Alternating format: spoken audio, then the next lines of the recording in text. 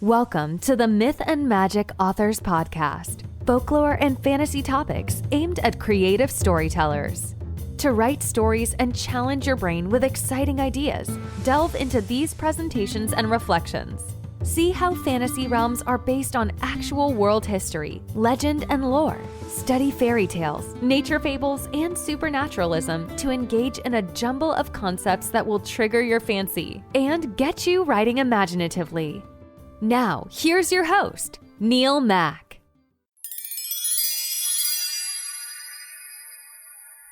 Hello, fantasy fiction fans, and welcome to another edition of Myth and Magic, the podcast for fantasy fiction authors and creatives. So we're just leading up to just a few days before the month of November, which is the National Novel Writing Month, NaNoWriMo. And as usual, I'll be competing in it this year. So I'm going to preload, if you don't mind, some really exciting interviews so that I don't have to work on the podcast over the next 4 weeks, because I want to put all my effort and attention into this year's NaNoWriMo project. So today I'm uploading an entertaining and very exciting interview with the American novelist Cassie Sanchez. Cassie comes from the land of enchantment. She's just about to release her brand new book, Chasing the Darkness. It's already a finalist in the 2021 American Fiction Awards Fantasy, and it's about the Angel of Death. It's got a little bit of love in it, and it's got lots of magic in it, based within a land of sword fights and love and very memorable characters. So we're going to go across now to New Mexico and speak with the highly talented and very beautiful, and she's got some rather beautiful adjectives, the very beautiful Cassie Sanchez. Hello. Hello, how are you, Neil? Very well, Cassie. It's lovely to see you. Lovely to see you too. Thank you so much for having me. Oh wow, it's a privilege, I'll tell you. I'm about 7 miles away from Windsor Castle on the River Thames. Oh, okay, lovely. You're in near Albuquerque, am I right? Yep, I'm in Albuquerque, New Mexico. Yep. Oh. An interesting fact, my mom was actually born in Kent, Really? England. Yes, yep. But she moved to Australia when she was 4. Let's get on, because we've got lots to chat about, haven't we? Yes, so we I do. suppose we should really start with the land of enchantment. Okay, doke. So, because I believe that with fantasy writers, that sometimes we are inspired and influenced by our surroundings. And obviously you've got the Clovis culture there. You've got things like the Carlsbad Caverns and the Aztec ruins and even the Sandia Mountains. Does any of those at all reinforce your imagination and get your imaginative noodles working? Well, interestingly, I live at the foothills of the Sandia Mountains, which right. yeah, so their name actually means watermelon, because when the sun sets, that's the color they turn, and it's absolutely beautiful. But I spent every morning throwing the ball to my dog, and so I'd see the sunrise all the time. And while I was out there just doing that repetitive motion, I just had all these ideas and characters in my head. And interestingly, my protagonist in my book loves the sunrise, because I wanted something that made him just really a little bit vulnerable. Yeah. So the sunrise is definitely the weather. We're in a mountain desert. Yeah. So we do get snow and all that, but I have a couple scenes in my book that take place in the desert. So, figuring that out and picturing it in my mind was very easy to do. New Mexico has such a variety of culture, and it is a very natural, beautiful landscape. But I wouldn't say like the Carlsbad Caverns or any like the other places in New Mexico influenced my writing too much, just kind of right where I'm at. Yeah. Yeah. Yeah, I've been to New Mexico, and I remember traveling up to Santa Fe, and it was snowing there. So in my head, that's the picture I've got. I haven't got a picture of hot. I've got a picture of snow, Yeah, I love your state. I really do. I've been there a few times. Let's go through into your journey into authorship. So the way I understand it, and I've seen little pictures of huge libraries and bookcases, and I guess you were a really big reader until I think your son, I think his name is Chase, kind of challenged you to write your own story. So what I wanted to know was, number one, is that right? Were you a big reader and then you turned into a writer? And if so, what was it like, that reorientation, turning yourself from a reader into a writer? Well, interestingly, I realized that being a reader does not qualify you to write a book at all. So I was going through just a massive identity crisis because I was a stay-at-home mom. And as my kids got older, obviously my job description got less, and I was really just kind of questioning my purpose. And that's when my son Chase, who had been involved in NaNoWriMo a couple years, he challenged me. He said, well, you like reading so much, why don't you write a book? I'm like, oh, okay. So I took a creative writing class at the continuing education and fell in love. I was so jazzed and fired up. And so then I started thinking of all these ideas and stories I wanted to write. And so I actually wrote one book, and it's a bloody mess. It's shelved, it's awful. And so I started kind of writing some short stories, and then just taking a ton of classes, reading a ton of books on how to write, because reading, which I love to do, it's a favorite pastime, but putting all those thoughts and making it cohesive and tying it together and having character arcs and plot points and all of that is a whole new learning curve for me. So did Chase do NaNoWriMo? He did it. It was part of his high school in his English class. Right. He went to a really cool school, and I think it was his freshman and his junior year, for English, he had to write a 50,000 word book. Wow. Yeah. And he did it twice.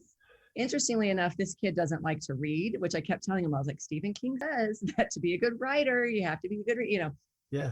But he loved writing the stories. And so that's why he challenged me. He's like, well, if I could do it, you should be able to do it, Mom. So, yeah. Well, I suppose he's right. Yeah.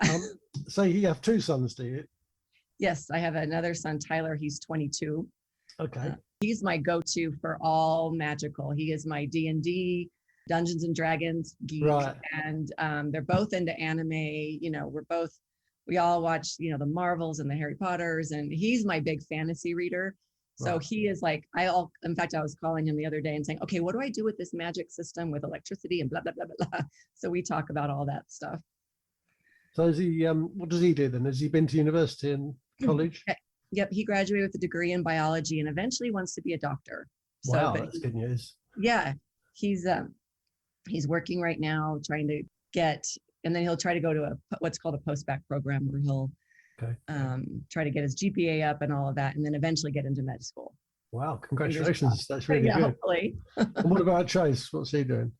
He actually picked the better major, if you ask me. He is gaming and animation. Really? Yes. Yeah. So he's doing 3D modeling and story, crafting, and he's super jazzed about his degree, and I think it'll be a lot of fun for him. Well, that's really good. Yeah. I was really, really impressed so far with all of your promotion you've done for your books, which we'll talk about, the book which is coming out. But I mean, I love the way that you're taking it in stages, and it's really clever. I don't know how much of an influence your boys are on that, but I've found it to be really, really impressive and quite awe-inspiring, really, especially when you consider you're a busy mum. Yeah. So tell us a bit about this superhero stuff then, which we touched on just then. Did you like superheroes and supervillains and all that sort of stuff before the boys? I mean, what I'm asking, I think, is, did you like that first, or did the boys bring you to that? No, I mean, they actually helped me justify my dorky.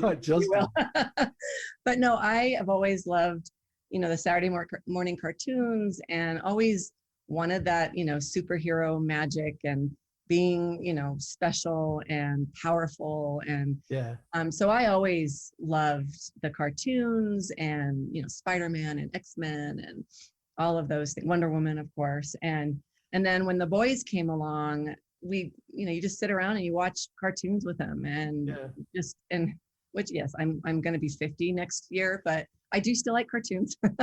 and then interestingly, Tyler, I started reading to him the Harry Potter books when he was in elementary school. And that was just a awesome bonding thing, because I read all 7 books to him. Wow. And Harry Potter was my dive into fantasy, but I love, like, I've been a Star Wars fan forever. Yeah.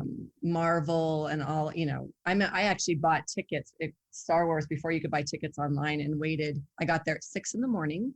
and was standing around the building, waited 6 hours to get tickets for Star Wars 1, Phantom Menace, which was a very big letdown, but it's a whole nother story. But yeah, so I've always kind of just loved the superhero, the fantastical elements. And then the boys just helped me. I have someone to go to the movies with. Yeah, well, that's quite handy, because you didn't have loads of daughters, didn't it? Yeah. They want to look, I don't know if you have it in your country, My Little Pony is what they would want. Yeah. The Powerpuff Girls. Oh, yeah. Yeah, I was very, very pleased not to have daughters, in all honesty, because I was so wretched. When I turned 13, my dad said he should have put me in a barrel and just let me out when I was 21. Because I was just really naughty. So I thought God would get me back and give me daughters, but he had a little mercy on me and gave His great wisdom, he decided to give you boys. So can you remember, we just talked a bit about the fantasy you read to the boys, but what about you? What fantasy first impressed you? And do you remember reading your first ever adult fantasy? I think the first adult fantasy, and it'd probably be more the sci-fi, would be the Star Wars books, mostly Timothy Zahn. Huge fan of him. I really love those books. I wish they would have done the movies off of those books instead of how they did it. Yeah. And then, C.S. Lewis and the Chronicles of Narnia. Granted, that's not technically adult, but those were, fascinating.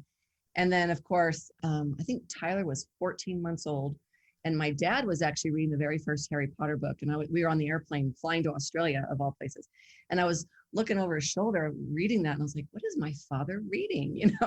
And then I read those, and was I think my first step into the fantasy realm, really, was the Harry Potters. And then with Tyler, he was into reading a bunch of young adults. So I just jumped in and read with him, like, Rick Riordan's Percy Jackson's and all of those books. So, yeah. So what other stuff were you reading then? Have you read the classics? Have you done Jane Austen and the Brontes? Yes, actually, I read Pride and Prejudice, and then I actually had to go watch the movie because I had no idea what was going on. And then I reread the book, and I'm like, oh, this makes so much sense now. So I love that. I have on my, my reading list to read Wuthering Heights, because I hear that's fascinating. And so I want to read that.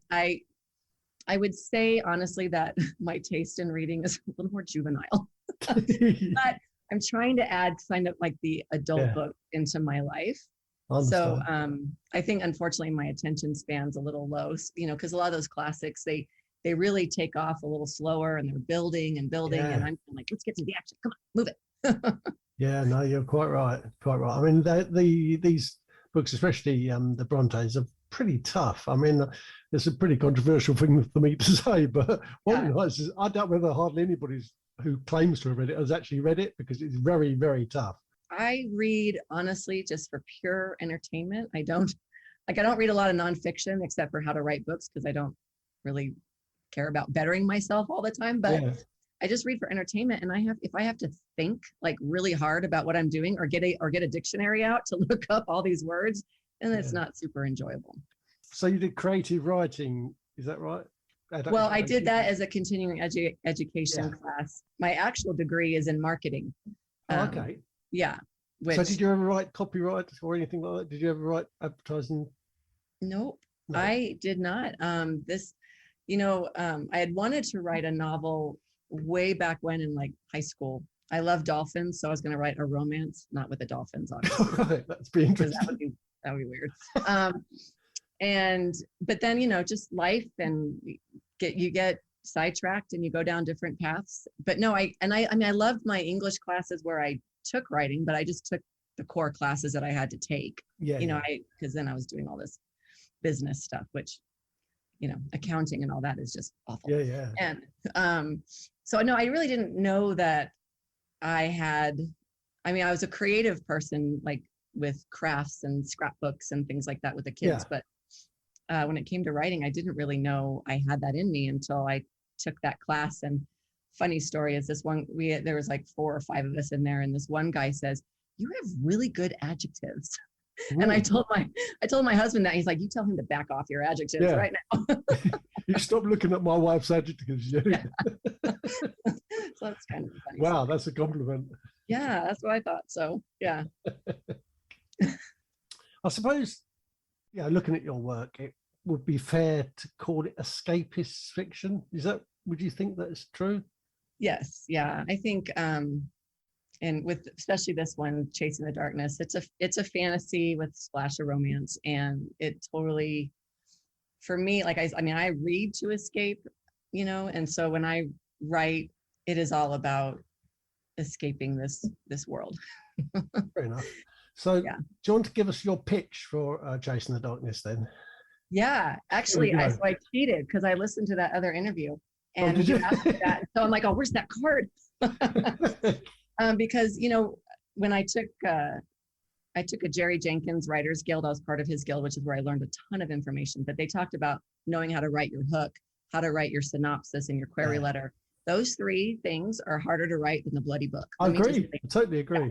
It is so awful. But anyway, my hook is, I'm going to read it. Yeah, please. It's an assassin obsessed with revenge undergoes a procedure giving him magic, but a side effect causes him to experience emotions he's buried for 13 years. He discovers his life and purpose were built on lies and has to decide which path he'll choose, the one of vengeance or the one of redemption. Okay. That's my hook. So who's the main character, the protagonist? So my protagonist is Azrael. He's the angel of death. Yeah. He's your anti-hero type. So he, starts out a little naughty. And then that's his path. That's his character arc, is all about transformation and redemption and forgiveness. So that's a bit like you. You started a bit naughty, didn't you? I did. I can see naughty for quite a while. Yeah. Azrael, he's considered to be like almost like the head angel. I mean, there are various different levels of angelic beings, aren't there? Yeah. Well, and with this story, originally, when I first started drafting it, the character's name was Grim, for like the Grim Reaper. Yeah. And then I didn't like that. It just wasn't flowing well enough. And so I started Googling and, death and, all of that. And, you can go down a rabbit hole on Google for names. But then, I found that Azrael meant angel of death in a few different religions. And I thought, that's perfect. We're going to use it.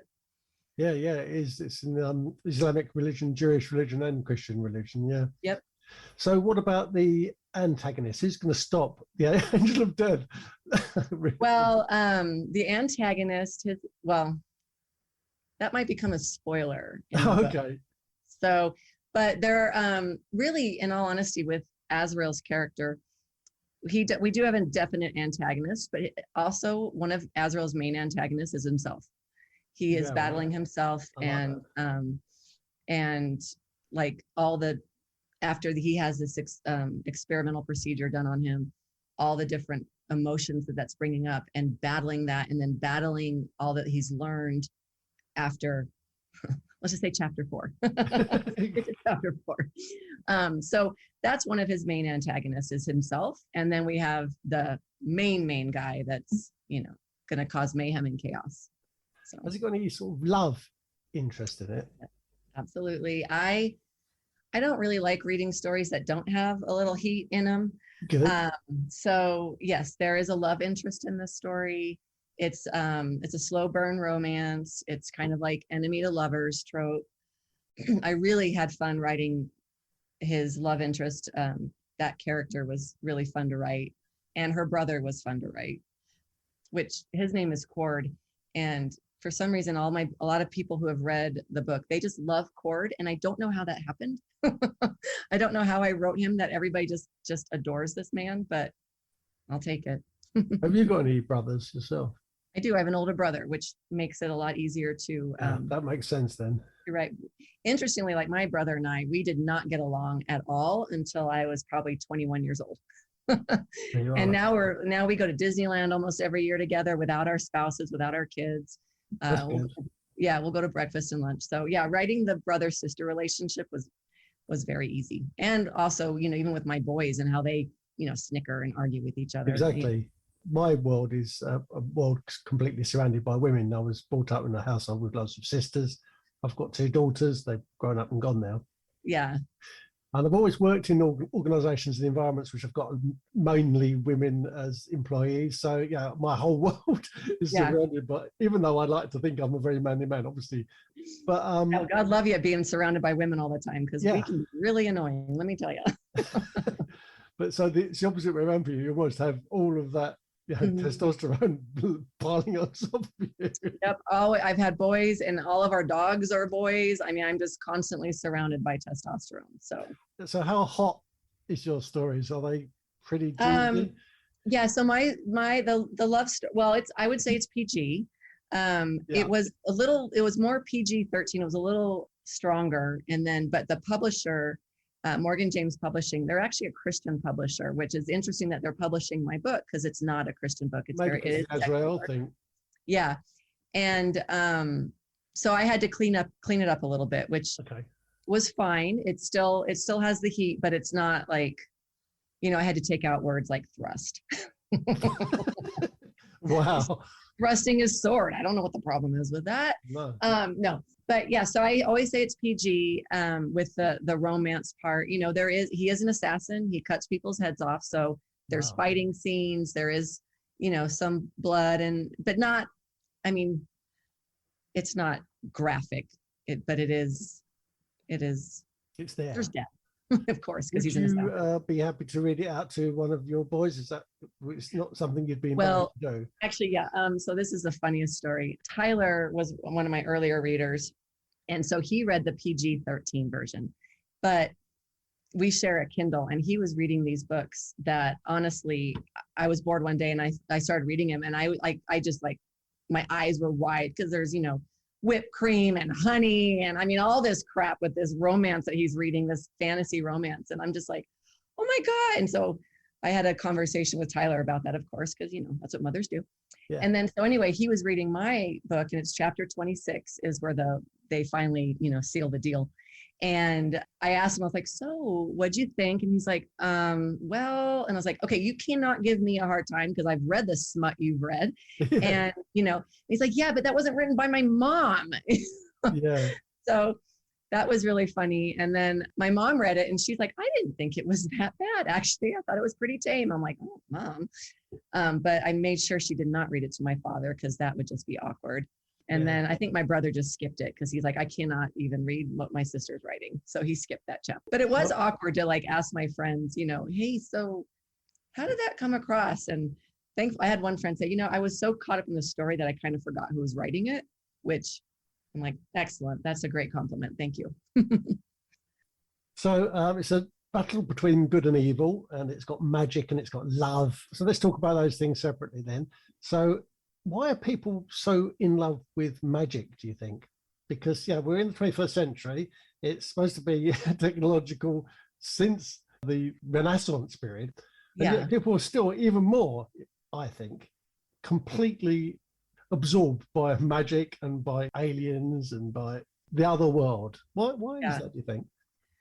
I think, well, at least for me, it goes back to, I think, just being special or unique, or just having those abilities. I think about, after reading the books and then watching the Harry Potter movies, who wouldn't want to go to Hogwarts and be able to have magic and do all those things, or, have superpowers and be able to fly, without an airplane, without going through TSA, I think that it's just the fantastical part of it that people want to escape to, even though we have all this science and technology.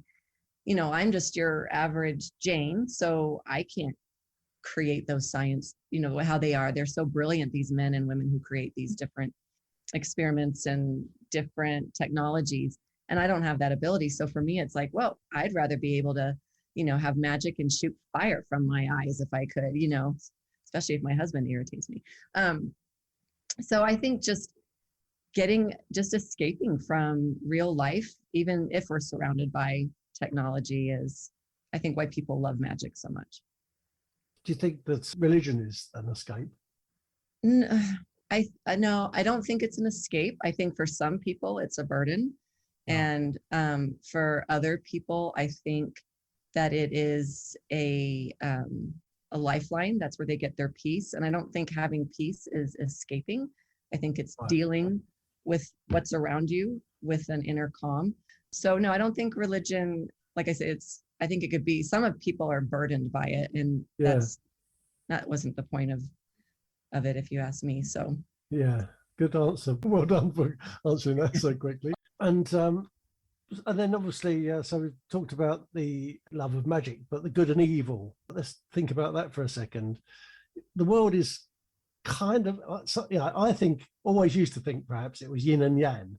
Yeah, a little bit of good and a little bit of evil, but they balance each other out.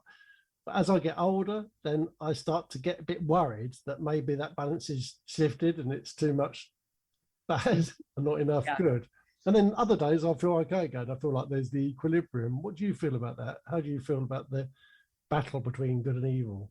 Especially in the last 2 years, it feels like evil is winning right now. There's so much division and hate and just things that are going on that make me feel that evil is taken over a little bit. But, the human spirit is one that a lot of times with adversity, it will rise and fight back. And, I think we're getting to that threshold of where the evil is pushing. And then eventually the good's just going to go, all right, we're done. We're going to fight back on this one. So I have hope that good is going to prevail, especially based off of, my faith and my beliefs. I do feel that we're going to win in the end. But right now, and especially as a mom, I think when we're younger, we just don't even think about it. We don't really care. But as we think about like our kids growing up in this, or our grandkids growing up in this society that is brewing out of all of this hate and division, it's scary, and you just kind of go, oh my gosh, where are we headed? And what has happened to morality, in all honesty? So right now, I feel like we're evil is triumphing. But good answer. Thank you very much. So creating suspense then. You've read Court of Thorns and Roses and Six of Crows, haven't you? Because you've got it on your site. So what did you learn about creating suspense and for your own novel? Well, one, my genre makes it fairly easy, especially with an assassin who, has swords and fights. So that's easy to create that tension. But for me, and what I learned from A Court of Thorns and Roses and the Six of Crows, and then from the writing classes and stuff I've taken, is that you have to care about the characters. Otherwise, you don't care what they go through. So if you don't make a character that people can resonate with, that people can identify with and want to cheer on, then who cares what's happening to their lives? So that to me is the most important thing, is creating those characters where you are in their court and want to fight with them and fight for them. That way, when things happen to them, or there's that underlying tension, or they're walking down a tunnel that you're like, no, don't go that way. You're emotionally involved. And then that emotion then creates that tension and conflict. So that's, I think, the most important thing, is having that. And like I learned, you need pretty much conflict in every scene. And that doesn't mean a battle scene or a car chase. It could just be a tense conversation, between two characters that you're like with, the subtext that like something is going on, Yeah, that's the way to create drama, isn't it? We're entertained by killing and shooting all the time, and I don't like. I'm just getting bored with it for a start. But also, there's a limit to how many more women's bodies you can find. Right. Yes. Or let's do a big investigation about it. Why does it always have to be the same thing? So I suppose in some ways I do criticize some of my colleagues, because it's just too easy to have death and killing in to get results. Try to be a bit more imaginative. Yeah, no, I agree. Because that is an easy way to do it, is you have someone fighting someone else. There's conflict, obviously. But to have a conversation or, a setting that it just already, like the tension between the two people talking, even though they're talking maybe nice, or they're, there's that underlying, and that's hard to write. It takes a lot of work, and I'm not saying that I've done that. I hopefully have done some of that, but it is tricky. And I agree with you. It's too easy to have like the car chase and the bombs exploding. And it does get old. We were watching a movie, and it just became funny. I don't know if you watched my husband likes the John Wick movies. And the second one, we actually started counting the headshots Like Oh, how many times, I mean, and we were like into the hundreds within like the first half an hour. I'm like, okay, now it's just funny and it's ridiculous. It's just, yeah. it gets a little old. And I agree with you. Yeah. How long did it take to write then? So Chasing the Darkness took me, I have a big white papers on my wall behind me. Kind of see some of them probably, Yeah, but mine's there. yeah, yours is over there. Yeah. Like all this over there. Yeah. I found the one that had like laid out the characters and the names and stuff. And it was in 2019. So I would say it took me about 2 years. Granted, as I was writing, I was still learning a lot. So I first started, the first book I wrote, that's The Mess, was more outlined because I'm such a type A person. And then with Chasing, I thought, well, I'm just going to, do a pantser style and see how that works. But, I got like quarter of the way in and was just staring at my computer going, I don't know where these are going. I don't know what I'm doing. What is this character going to do? So I got some more books and took some more classes and started learning about ways to outline and scenes and all of that. And then, so I was learning as I was writing that. So, which was fun too. I kind of like that as well. I love to learn. Never stop doing that. We continue to learn as we're going along. Yeah. But I think that's a remarkable achievement, and I really congratulate you, and Thank you. especially congratulate you because you're pushing it out there. There's a difference between a writer who sits at home and writes some poems to themselves or their granddaughter, or writes diary entries, and somebody else is going to be a performance artist, because that's what you are. Because once you release that, which obviously it's on its way, flying into everybody else's world, they then own it. Yes, it is scary, but I think that is a remarkable achievement. So congratulations for that. So what's the next stage in the process? Is it already released or is it ready to go? No, so excitingly, actually, next week, the 2nd, my ebook will release. Lovely. And then in February 1st is the actual launch of the paperback book.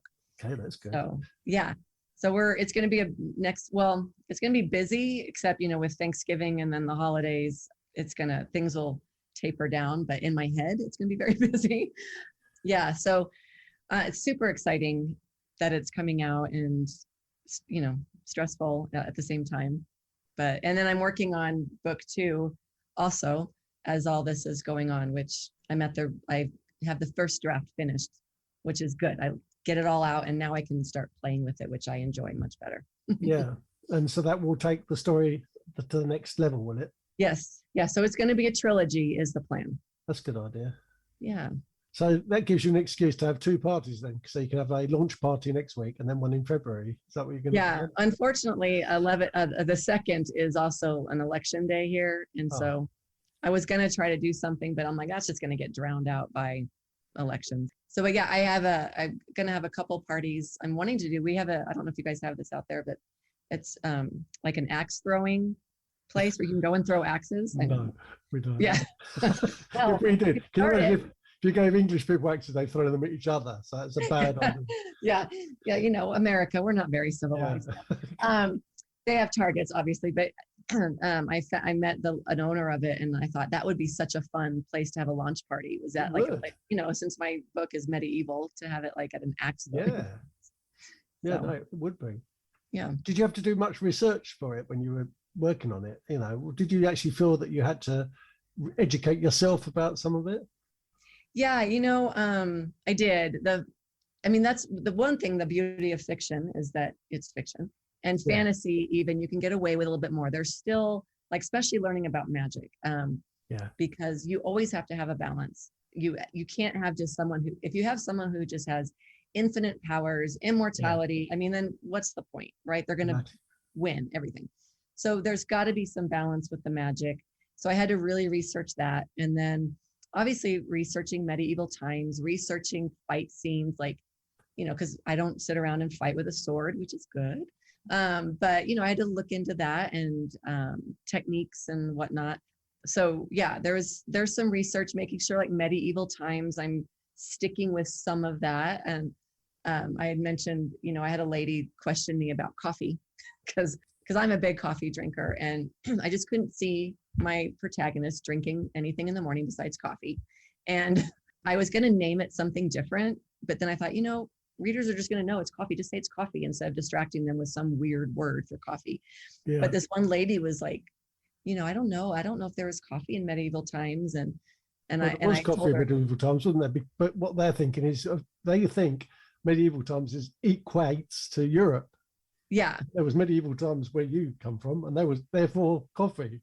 yeah, there's definitely, yeah. Pre-Columbian civilization must have had coffee. You had to have coffee because we wouldn't have made it otherwise.